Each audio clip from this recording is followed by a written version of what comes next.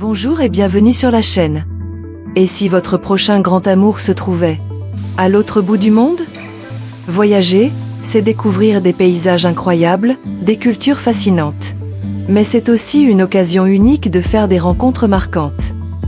Dans cette vidéo, je vais vous montrer comment les voyages peuvent ouvrir les portes de l'amour, quelles sont les meilleures destinations romantiques, et surtout, je vais vous donner des conseils concrets pour maximiser vos chances de faire une belle rencontre en chemin. Numéro 1. Voyager en solo, une ouverture à l'amour. Voyager seul, c'est profiter d'une liberté totale, et cette spontanéité attire naturellement les autres. Quand on est seul, on est plus ouvert, plus accessible, que ce soit pour d'autres voyageurs ou pour des locaux. Les activités pour voyageurs en solo sont idéales pour multiplier les opportunités, excursions, cours collectifs, auberges de jeunesse, soirées sociales. Petits conseils pratiques, loger dans des auberges ou participer à des activités locales. Ce sont des contextes naturels pour créer des connexions authentiques. Numéro 2. Les destinations les plus romantiques. Certaines destinations sont particulièrement propices aux rencontres et à la romance. Paris, la ville de l'amour, avec ses balades le long de la Seine et ses couchers de soleil sur la Tour Eiffel.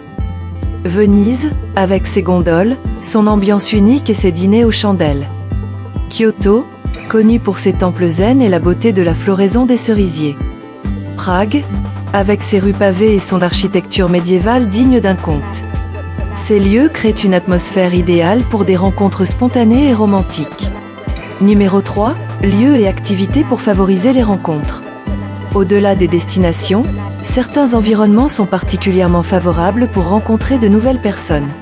Les auberges de jeunesse, avec leurs espaces communs et soirées sociales. Les excursions de groupe, parfaites pour créer des affinités naturelles.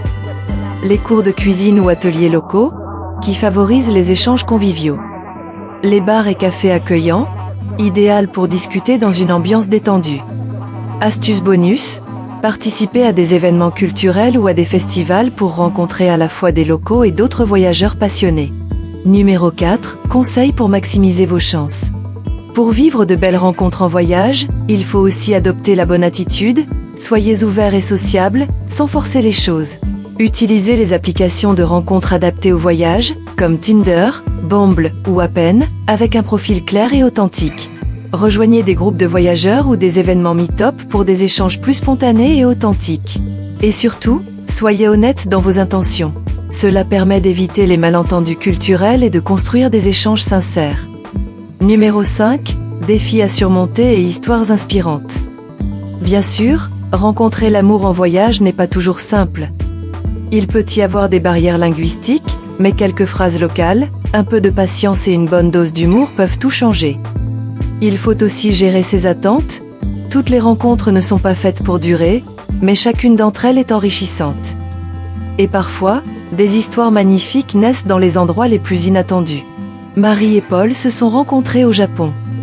Sophie et Carlos pendant un trek en Amérique du Sud. Alex et Juliette lors d'un festival en Europe. Ces exemples prouvent que l'amour peut surgir à tout moment, n'importe où. Conclusion. Voyager, c'est bien plus que visiter des lieux. C'est aussi laisser une chance aux belles histoires de naître naturellement.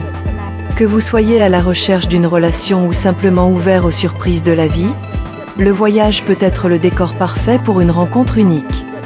Abonnez-vous pour encore plus de conseils autour de l'amour et des rencontres.